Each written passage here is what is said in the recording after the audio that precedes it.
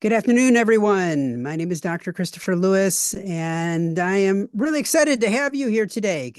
Congratulations on your admission to the University of Michigan-Flint, and I am excited to be able to welcome you to our sessions today, our first session of the day. Yesterday, we had some great sessions as well. If you weren't able to join us then, we're going to be posting all of those videos online, and we'll be sending those out on Thursday after all of these sessions are done so that you'll be able to access all of those. And if this is your first time, welcome. Again, congratulations. We're really excited to have you here at the University of Michigan-Flint. And to give you a little context for those that were not able to join us yesterday, these sessions were set up for you because I talk to graduate students all the time, and many times graduate students have told me over and over again the things that they are challenged with, the things that they are concerned about. And all of the sessions that we have set up for this week are set up for this week because of students like you that have come before you and have said, these are things that I'm dealing with, these are things that I'm concerned about. And we are working to try to make sure that we give you some tools to be able to prepare you for this transition into graduate school and prepare you well. So we're really excited to have you here. I encourage you to use the chat, introduce yourself, let people know where you're from, what program you're going to be starting in. And as we go along today, feel free to use the chat to ask questions, and we'll work to answer those questions along the way as well. And there'll be some time at the end too. Today, we got a great session to start us off. Today, we're going to be talking about finding support and setting boundaries. And we got another great representative from our CAPS, our Counseling and Psychological Services Office on campus, that is here to join us. Riley Chaby is with us today. And Riley, as I said, is a member of our staff in our CAPS office, and she's going to be talking to us about this great topic. So that being said, welcome, everyone. I'm going to turn it over to Riley, and we'll have her take it away. Good afternoon, everyone. Thank you, Dr. Lewis, for the introduction.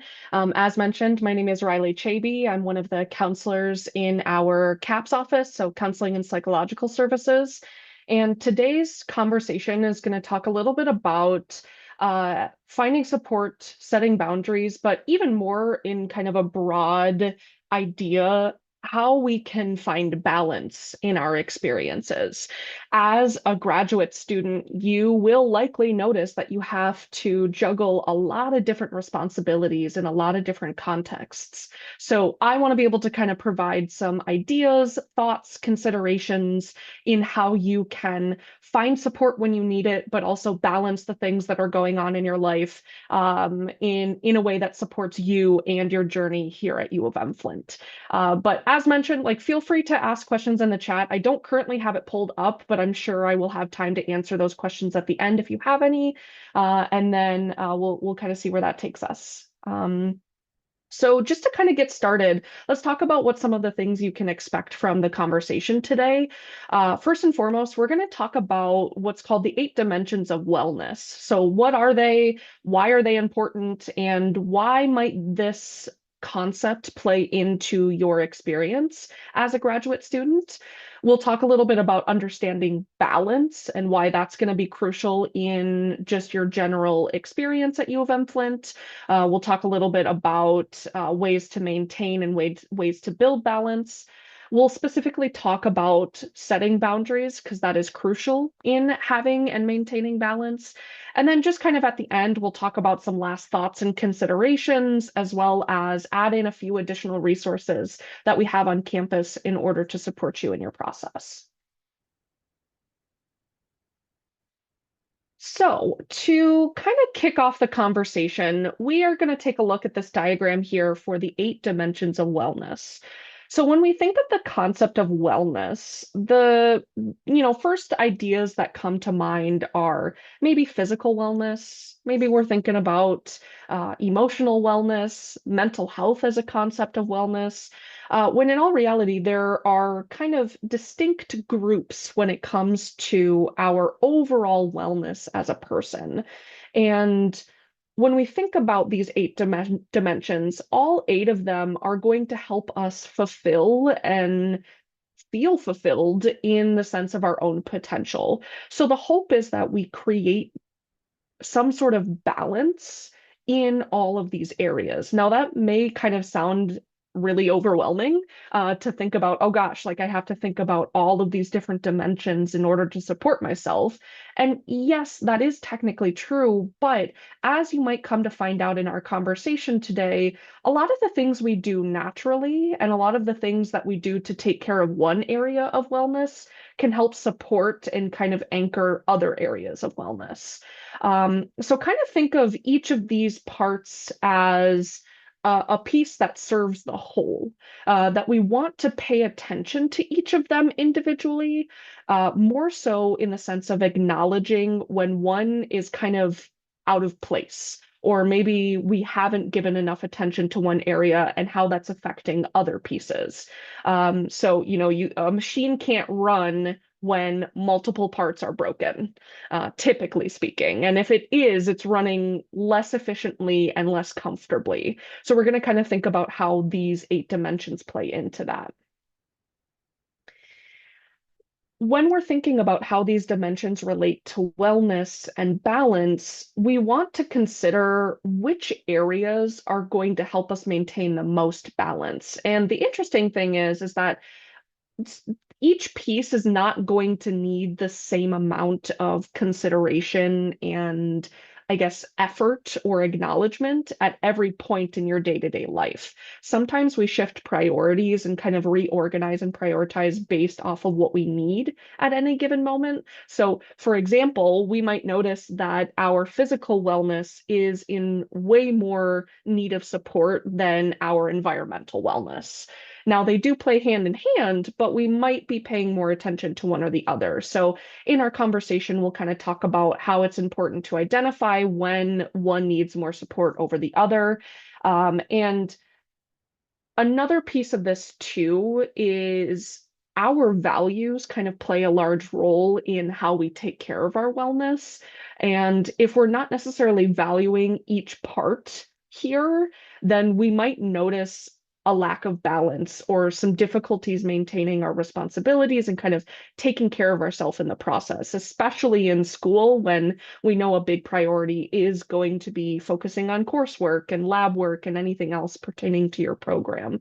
So just kind of keeping in mind that when we're talking about the eight dimensions of wellness, we're considering all eight of these. And if you can't see it on the screen, I'm talking about our physical, spiritual, emotional, occupational, intellectual, environmental, financial, and social wellness. All of these have different bits and pieces that we want to know about. I'm not going to get into what each specifically relate to, but just know that that's kind of what we're hoping to cover today. So, as mentioned, a big part of maintaining wellness is being able to maintain and build balance. Now, when I'm thinking of balance, part of that is maybe literally balancing, right? That can pertain to our physical wellness. But I'm thinking more of balance as in an equilibrium or a stability that we hold in all of those areas, the ones that we mentioned in the other slide. So, some things that I kind of want to walk through are what's going to be involved in understanding this balance that we want to hold and how we might want to navigate that in relation to those eight dimensions that we were just talking about. So, first thing that I want you to do, and feel free to maybe, if you feel comfortable, you can type it in the chat. You can also let me know by unmuting yourself or let me know at the end. But something that we kind of want to consider is what are the roles that we play in our day-to-day life? And what I mean by roles are what spaces do we hold within our experiences? So, for example, I'm a clinician. That's a role that I hold. I'm also a friend. I'm a significant other. Those are the types of roles that we're kind of considering here. And for all of you, you are now holding this role of student. right?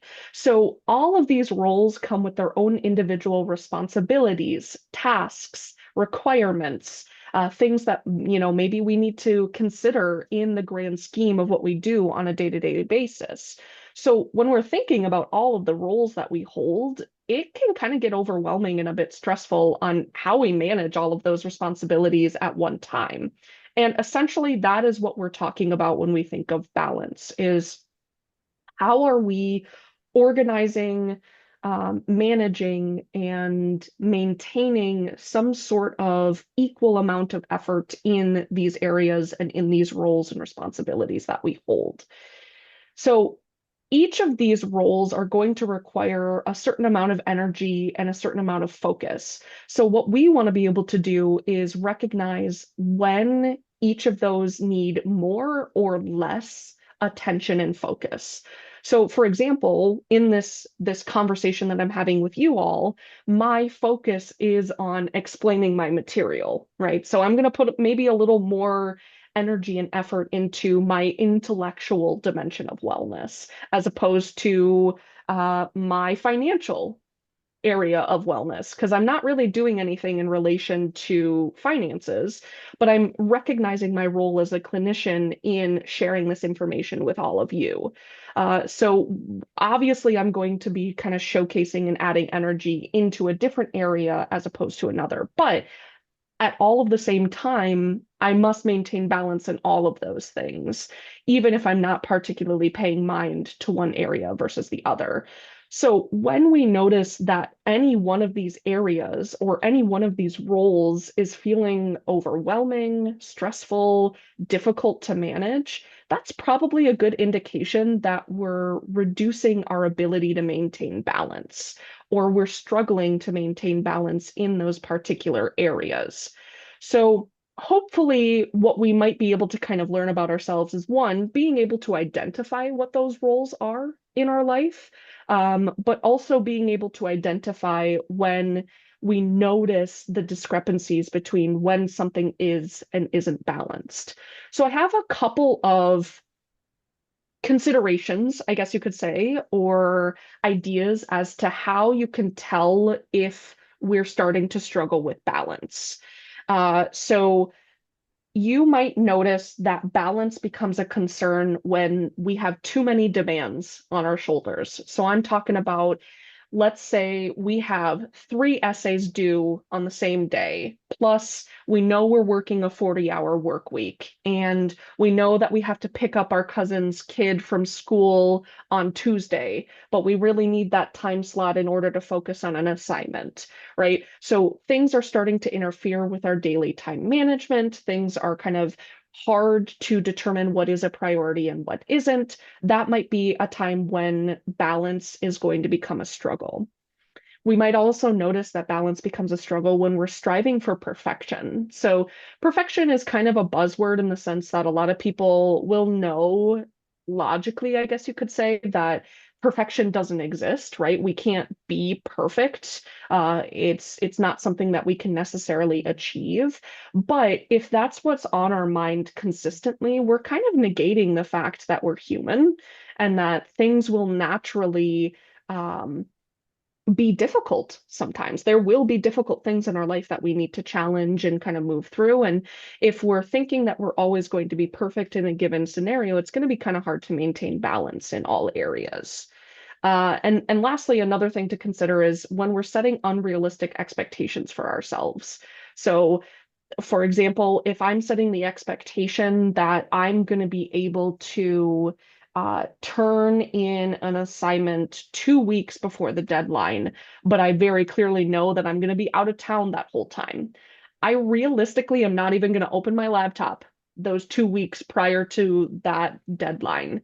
If I'm out of town and spending time with family, doing whatever it is, and it can be kind of disheartening when we set this goal and we don't achieve it because it's something that's a little unrealistic or it's really difficult to achieve based off of the other responsibilities we hold in our life. So, keeping in mind some of these areas of concern that might lead us to this lack of balance, that can also be helpful in just being able to move forward, kind of thinking about, okay, like I realize that I do have a lot of demands. How am I able to organize that in a way where I can feel balanced as opposed to distressed more frequently? So just kind of keeping some of those things in mind when we think about what balance is and the types of things that can lead to a struggle with balance.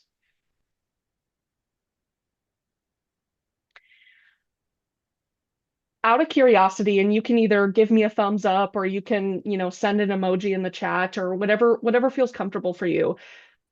How many of you have either heard of or experienced burnout in some way, shape, or form? I see definitely a lot of smiles, some head nods, thumbs up, absolutely. So burnout is most definitely a big indicator that we are struggling with balance or have a lack of balance.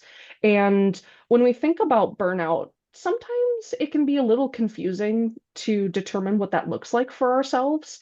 That a lot of people will say, I am burnt out, but maybe don't necessarily know what that looks like or how that might manifest. So, thinking of maybe some potential signs or symptoms that can relate to burnout can also keep you in that mindset of, okay, if I'm feeling some of these things, especially consistently or intensely, this is maybe an indicator to me that my balance is a little out of whack, and maybe I need to pay attention to one of those areas of wellness a little bit more. So, some things that we want to consider, especially physically. So, a lot of the time, burnout will be shown physically. So, we might notice high blood pressure. We might notice reoccurring headaches. That's me. I get really bad headaches when I'm burnt out. We might consider sleep concerns. So that's talking about like staying up because we can't fall asleep, waking up multiple times in the middle of the night, or waking up just very unrefreshed, like feeling like you never got any sleep at all, even if it was technically for 7, 8 hours, however long it was. We might also feel stomach aches. And even more so, high stress leads to a lowered immune system. So we might be getting sick more frequently or more intensely. So more common colds, maybe our allergies are acting up more intensely. Those types of things might be popping up physically. But we also want to think about the mental and maybe emotional signs of burnout as well, that we're not always going to see a physical representation of what burnout feels like. So, other things we might want to consider include concentration difficulties. So, are we in class, but we're having a really hard time listening to the lecture? Or maybe you're in a conversation with a friend and you missed a whole section of it and have to have them repeat it. We might experience low mood. So I'm not necessarily talking about depression, but just lowered mood than what we normally feel on a day-to-day basis. Loss of interest in your favorite things. So maybe it doesn't even sound remotely motivating to go out to a restaurant that you really enjoy, or going for a walk with your dog, or any other fun and interesting activities and hobbies you hold. Maybe you start to feel like you're falling behind on things. So I know that when I was in grad school, that was an experience I had where even though I was on time with everything, I was feeling like I was behind because I was turning in assignments the day before they were due, as opposed to maybe 4 days. So sometimes that can be impactful. Another thing that I think sometimes can be commonly missed or maybe not acknowledged is feeling stuck. Like maybe we just feel like we don't know what we need to do or how we need to handle something. So we just kind of feel stuck and kind of disconnected from our experience. So this is not an exhaustive list by any means. Every person is going to experience burnout in a completely different way. But it's important to acknowledge maybe some of these common signs and be able to monitor them when you do notice them to see if they increase in frequency, if they become unmanageable in some way, if there are inconsistencies with maybe ways that you tackle your coursework, etc. These are the types of things that we want to be able to acknowledge in the sense of us feeling like we're losing balance, feeling like we're burnt out, and feeling like we can't achieve the things we want to and know we can achieve because of that lack of balance. So definitely some things to consider in that sense. Before I go into considerations for achieving balance, does anybody, I don't see anything in the chat, but does anybody have any questions on what we've gone over so far? Any comments, questions, concerns, anything like that? Okay. So keeping in mind some of these maybe signs, symptoms, considerations in your process of maintaining and building balance, some things we want to know about what it looks like to even start building balance is one, achieving balance happens in incremental steps, right? So we are going to take a step-by-step process in building that balance. It's not going to be something that just happens like overnight. It's also not necessarily going to be something where like you do one thing and then all of a sudden we have balance. Kind of think of it in the same way of strengthening your core. That takes a long time and it also requires consistent progress and practice. So kind of keeping that in mind of uh, as we approach trying to maintain balance, we're going to be taking a day by day, step by step process. We can also view balance as kind of a continuum. So like balance is not like this overall thing to be achieved, but we want to kind of fall somewhere comfortable within what this continuum can look like. So think of it kind of like one being absolute chaos and disaster, and 10 being absolutely perfectly balanced with absolutely no flaws. So those two things are very extreme. Chaos and perfect balance, they have so much dissonance that they're just on the extreme ends of things. So we kind of want to move more towards the middle. And I know that kind of sounds funny and a little cliche about, balance requires the middle, kind of like on a scale, but that's the point, is we want to find a more comfortable range within that balance continuum so that we feel like we can allow ourselves the flexibility and adaptability of, okay, maybe I'm, how do I describe this? Maybe I'm not feeling so hot because I have a billion assignments that need to be done, and I know that's a responsibility for me to take. So maybe I'm falling more on the 3 or 4 range of my continuum, and that's okay. And then maybe we get closer to our 8 or 9 range when we're feeling like we've completed most of our assignments and we're preparing for graduation or we're preparing for an upcoming break, or maybe we just feel like we have most things in order in other areas of our life. So we're not thinking of, oh, okay, I have to achieve balance perfectly all the time, because that's just not going to happen. And that's okay. We're just trying to find that comfortable place to sit in. And when we're reaching those extremes, that's when we want to kind of challenge ourselves, find ways to manage that and bring us back into that center area. And then, as I mentioned with the signs of burnout, balance is going to look completely different for one person as compared to you. I know plenty of people who thrive on chaos. May not feel super comfortable, but they do pretty well with it. Maybe they're getting all of the things done. Maybe they're challenging themselves in different ways. Sure, by all means.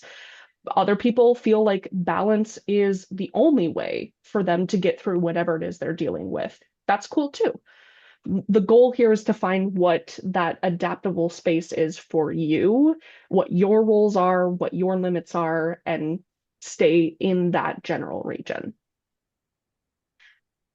Obviously, with balance comes some important benefits. So we're thinking about mood improvement. Like when we're feeling relatively balanced in most areas of our life, we're going to feel an improved mood. We might not necessarily feel happier per se, but we're just going to generally feel more content and more prepared for what's coming up next. We're going to have higher quality relationships because we feel like we can engage in some of those more fun activities or kind of engage in things that help support our relationships with other people. And we might just overall have a better sense of enjoyment in our day-to-day life. It may not always feel like when we wake up in the morning, we're like, oh God, I have so much that needs to get done today. Great. Where we kind of feel that dread or we feel that helplessness, hopelessness, a million other emotions about dealing with what's up to come. So just kind of thinking about how those benefits play into your life, what those benefits could even look like is important too, because that can kind of give us a little bit of that guidance as to what we're trying to achieve and what we hope to achieve in this process. So just keeping in mind some of these ideas about balance, I do want to talk about like actual tangible things that you can do to support your balance in this process. So first and foremost, and this piece I think is the most important piece when we think about balance is we want to practice self-compassion and acceptance. And what I mean by that is, I'm not sure if everybody has heard of this individual, but her name is Kristen Neff, and she's kind of this um, uh, main figure in terms of self-compassion. And she defines self-compassion as the practice of being kind and understanding towards oneself when experiencing failure, inadequacy, or suffering, which, to be quite frank, happens in life to all people in some way, shape, or form. We may feel inadequate. We may feel like we failed something. We may feel like we're suffering. And we want to be able to be kind to ourselves in that process because we know that that's a possibility for us to have in our life. So being able to practice that skill of, you know, not necessarily positive self-talk, but being able to hold that realistic sense of like, yeah, what's going on in my life is really hard, and it makes sense that I'm struggling with this, or that I feel sad about this, or that I don't know what I'm doing in this situation, and that is okay. That is that acceptance piece of it's okay that I feel these things. But what I want to be able to do is maybe use some of these tips and tricks to help myself, or maybe seek help from CAPS or from other trusted people in your life, or focus on your physical area of wellness. Or maybe we need to pay attention to our environmental wellness. We ultimately can kind of determine how we want to challenge ourselves in that process. So focusing on that self-compassion and acceptance can be very helpful. We also want to give ourselves permission to feel uncomfortable and or negative emotions. Most of the time, we don't want to feel those things, and we don't want to acknowledge that those things are happening because it's not necessarily fun to feel those things, whether it's sadness, guilt, embarrassment, shame, whatever it might be. But we do need to give ourselves permission to feel those when they do come up. Because the longer we hold that in, the more likely it is that other areas of our life will be affected, and it'll feel even more overwhelming to try to tackle all of those things at once. So, being kind of cognizant of that and giving yourself the space when you are willing and able to feel those things can be helpful in just kind of relieving some of that residual stress. I also recommend something called distress tolerance skills. So, in graduate school, things can get pretty crazy, pretty chaotic. We're doing things all the time. It's a very intense program, depending on what program you are in. And we might not always have a space and time to like write down what areas of wellness we're struggling in, or make the time for self-compassion or feeling certain emotions. So I'm thinking of like on the go, maybe we're in lab, maybe we're in class, maybe we're doing something that we can't really remove ourselves from. These are some of the skills that I like to use. So for example, the grounding technique of 5 4 3 2 1. So this method is essentially bringing ourselves back to the present moment by focusing on our five senses. So knowing that we have those five senses, you can kind of organize it however you choose to. But we're thinking of like, let's say I'm in my room at my house and I'm feeling really stressed about something and I just need to take a moment to myself. I might uh, look at five things in my room that I can see. and think about the details of those. So for example, if I'm looking at my computer screen right now, I see multiple tabs open. I see that my background is the color blue, right? So five things that I can see, four things that I can hear, three things that I can touch, two things that I can smell, and one thing that I can taste. So you'd go through those five senses and allow yourself to kind of immerse in the details of that present moment to kind of bring us back to this grounded space and then be able to kind of think a little more clearly as to what we need to do in that given moment. That's by far one of my favorite distress tolerance skills. You can adapt that to whatever you see fit. The other one that I like to mention, which is a little more drastic and sometimes a little more difficult to do, is something called radical acceptance. So, radical acceptance involves fully acknowledging and embracing the present moment, which includes its difficulties, discomforts, and any struggles we have without trying to change or control it. There are going to be plenty of things in our life that we cannot control and that we cannot change. There are also lots of things that we can change, but in those small moments where we can't change something, we have to be able to say, you know what? I can't change this. I can be sad about it. I can be frustrated with it. I can be maybe some of these uncomfortable emotions we're talking about, but I can't change this. So I am going to focus on what I can change, whether that's using a distress tolerance skill, or maybe it's going for a walk or doing something to kind of support your areas of wellness. So these are a few things that I like to consider initially for ways to create and kind of maintain balance. Obviously, once again, not exhaustive, but this is a good place to start. Now, let's kind of think a little more on the, I guess you could say, time management or management side of things. Other types of things I would consider for maintaining balance would be things like creating schedules that include self-care, breaks, or other relaxation techniques.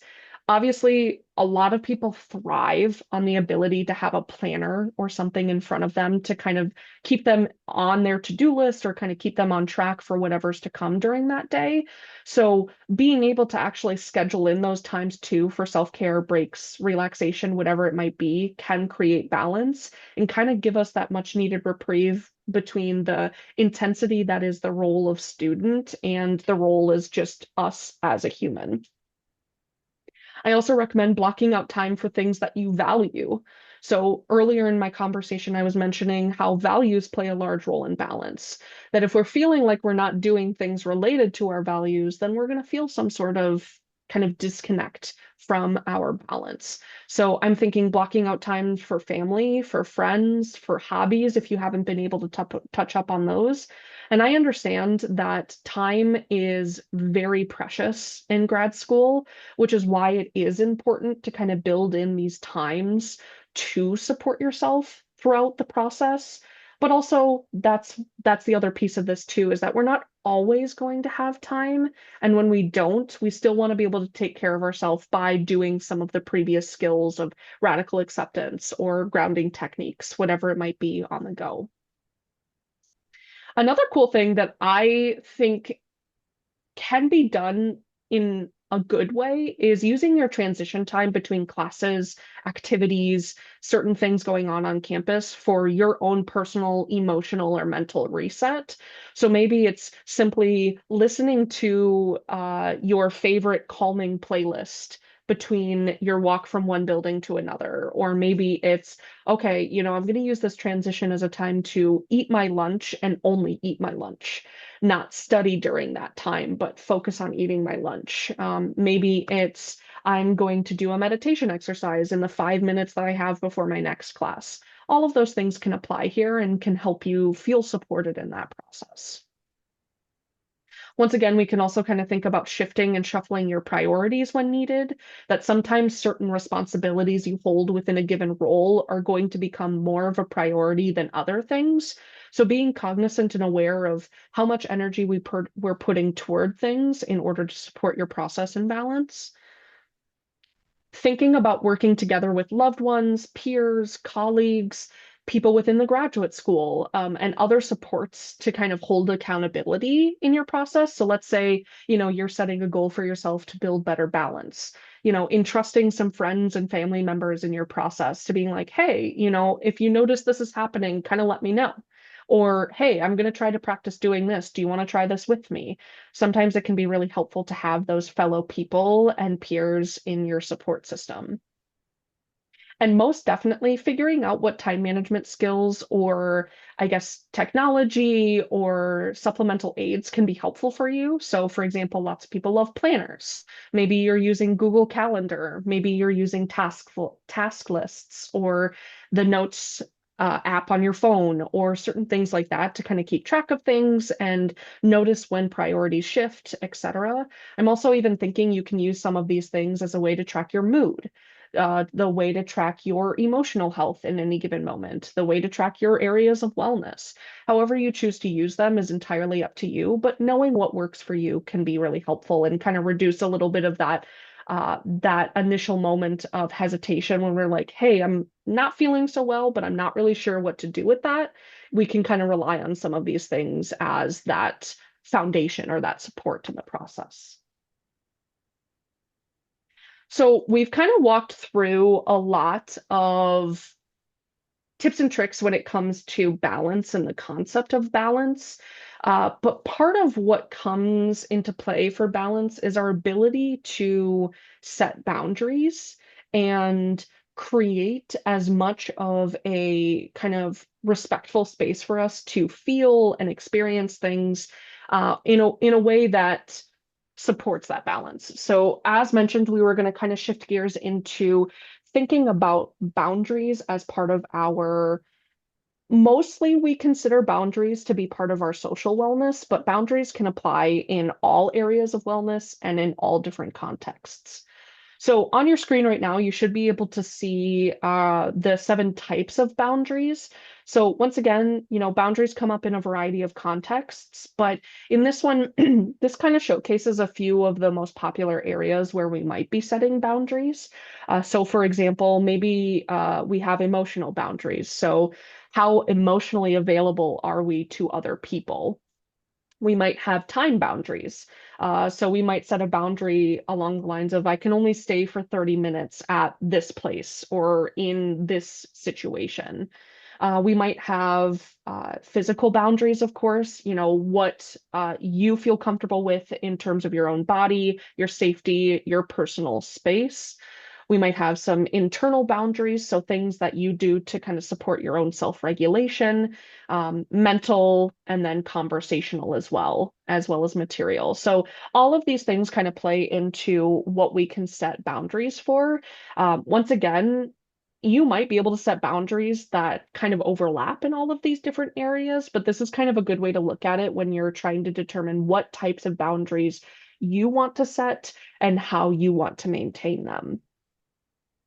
Something I'd also like to mention just quickly about boundaries is the hope of boundaries is to help us maintain our own sense of identity, right? That we set boundaries in order to maintain what we feel is good and positive for our approach and experience in this world, and what makes us kind of moving through the motions of the world and our experiences that much easier.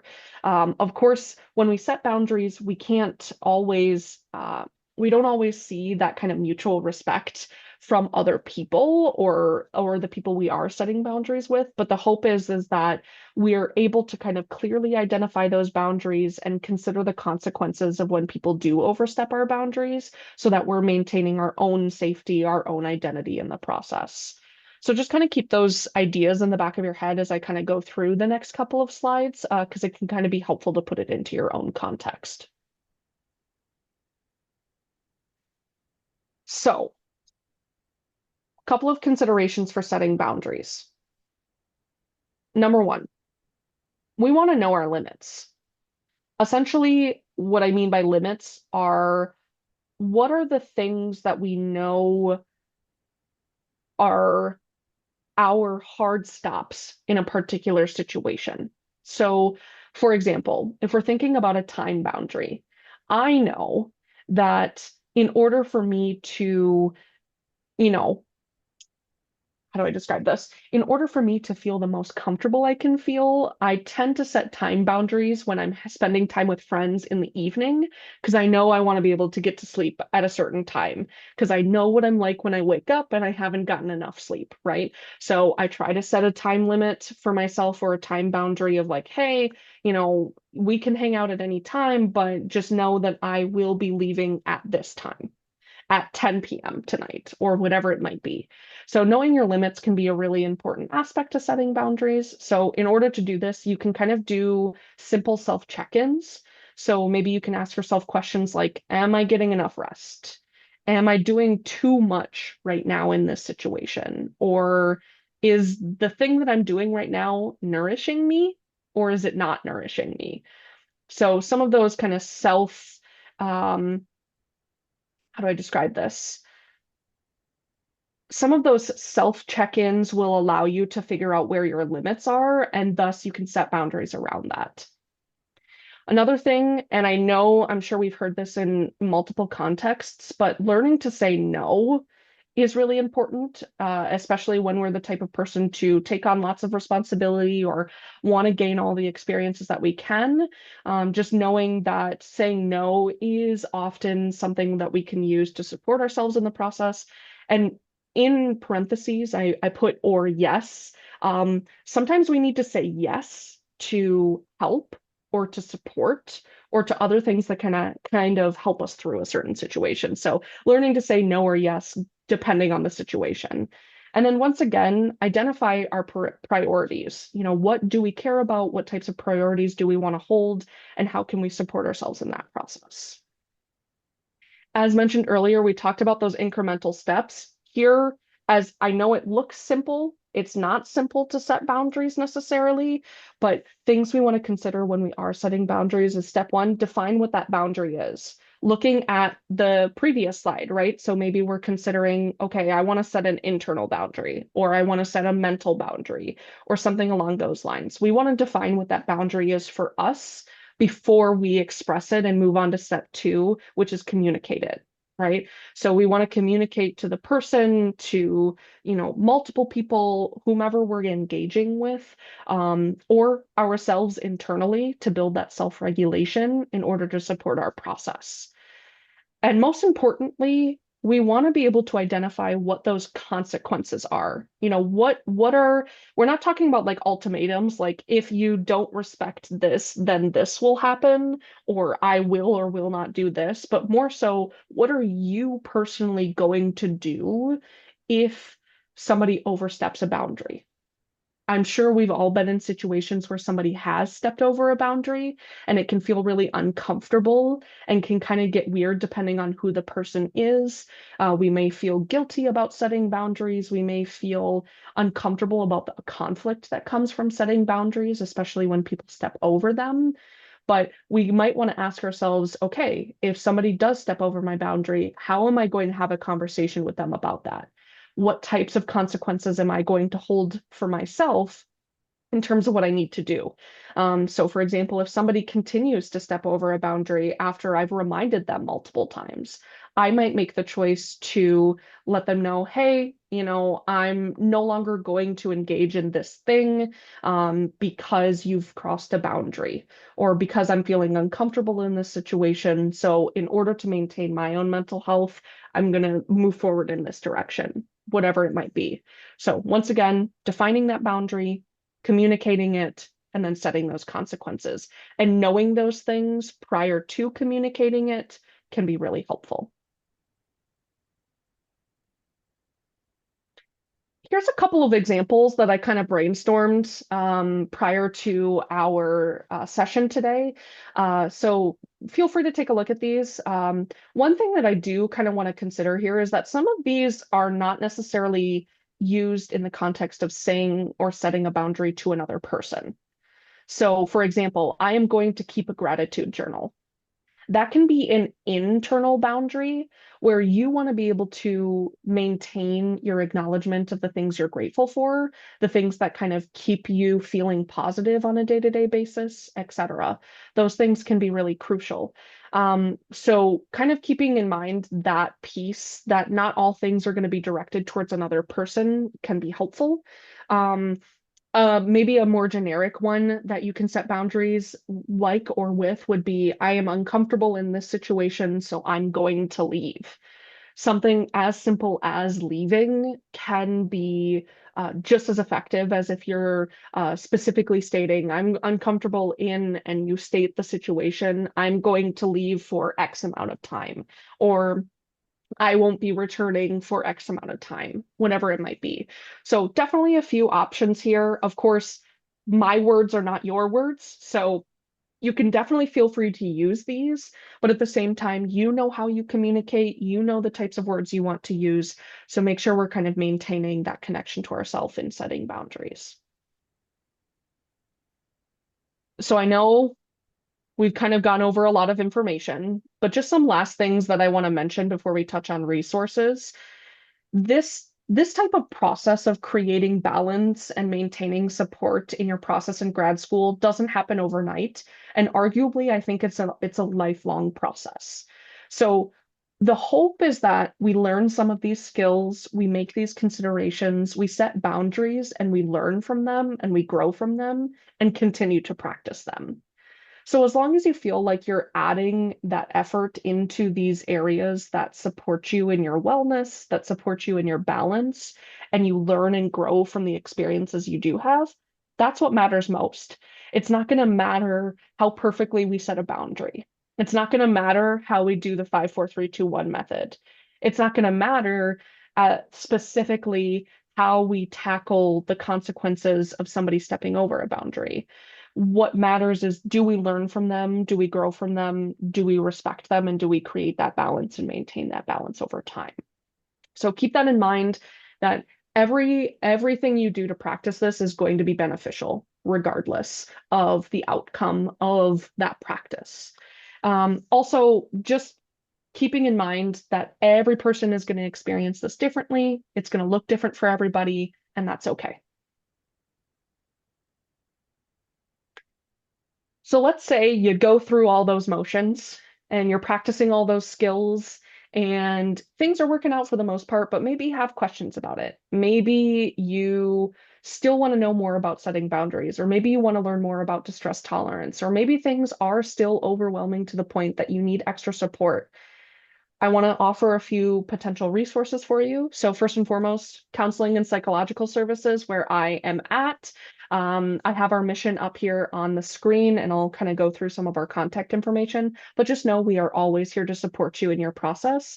Grad students are able to come into our office as long as you're enrolled in 1 credit, then perfect. You can come hang out with us. You can come chat with us. You can also attend any of our events, use any of our resources. And speaking of resources, we have a couple that I like to mention. First and foremost, we have our massage chair, which we don't currently have access to until the week of classes start, just because we had to move out of our normal building to a different building during the summer. But we have our massage chair as well as our biofeedback software system, which helps with mindfulness and anxiety. So feel free to come check those out and use our website to kind of look at those materials.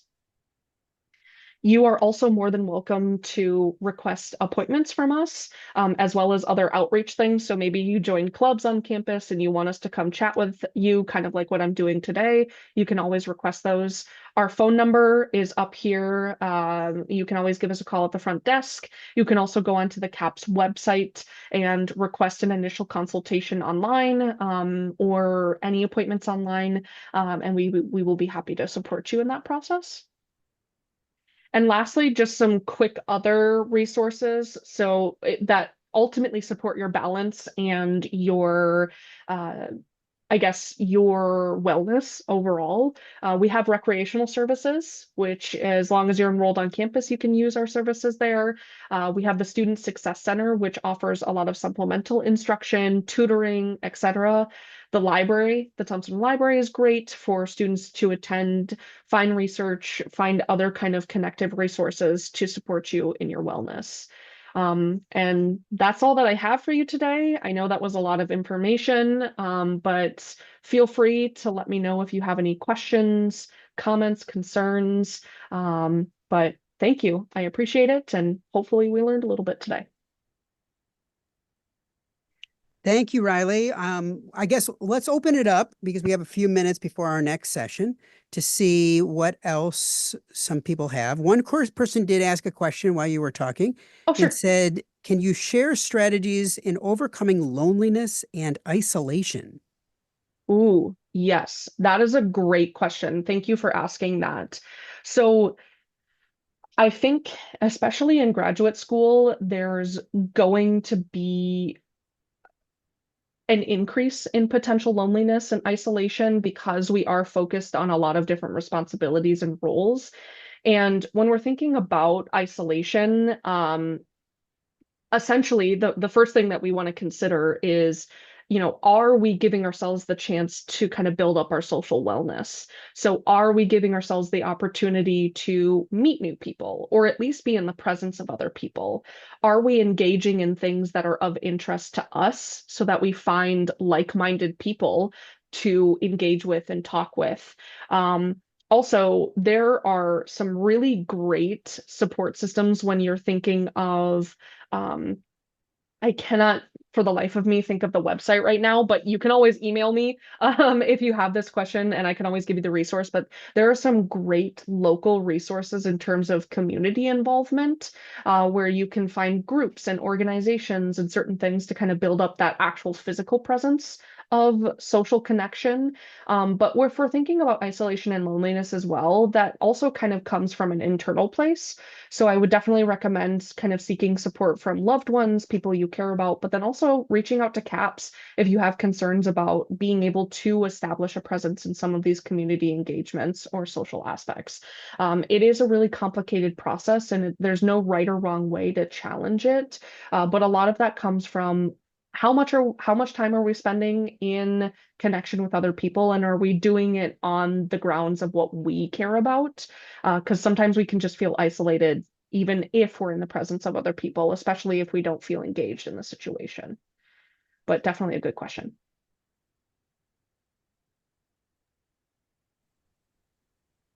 Are there other questions? I don't see any other questions in the chat right now, but does anyone have any other questions for Riley? Otherwise, I want to say thank you, Riley, for being Yeah. here today. Thank you so much, everybody. Have a great rest of your day.